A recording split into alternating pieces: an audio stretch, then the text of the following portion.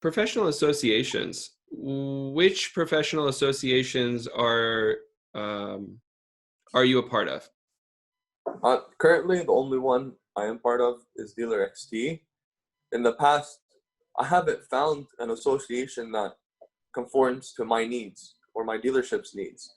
It was always formed around franchise stores and new car stores. I really didn't find anything fit for a used car independent. So they didn't provide me with anything that would be useful to my dealership, and rules and regulations and policies that don't abide to me or they don't fit in my dealership. So I've had to develop all those from scratch.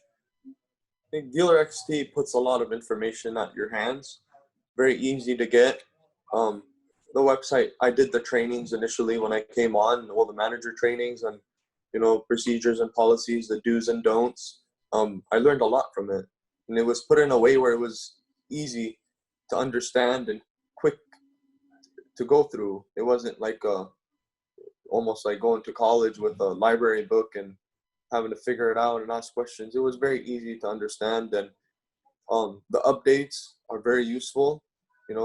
Quick law changes coming out. The biggest one was the DMV allowing us to do home deliveries. Once we got that information, we were at the races right away, and it was very unique and very simple the way it's brought forward. It's put in a language where you don't need another attorney or a professor to explain it to you.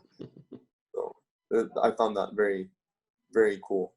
As a dealer, we need to know our rights, what we can and can't do, and where that line is. And sometimes it's not worth it to get close to that line. And I think with the help of Dealer XT, it kind of helped me figure out where that line is for my dealership and what is worth fighting and what's worth just throwing in the towel for.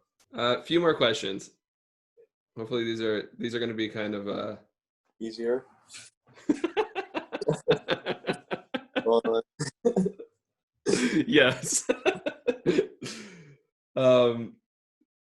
You've brought this out to me a couple of times, a few times in the past. I know we've had a conversation about this topic of dealers working together.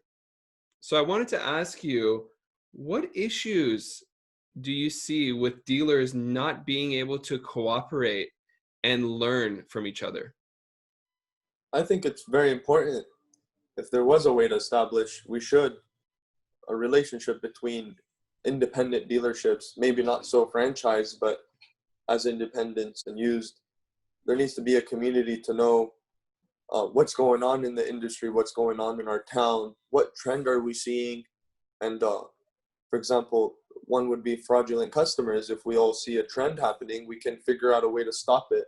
And if my competition or so on gets frauded and it doesn't benefit me.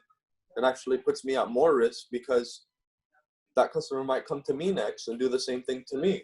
So it hurts us more than it helps anyone, or it doesn't help anyone. It just hurts us.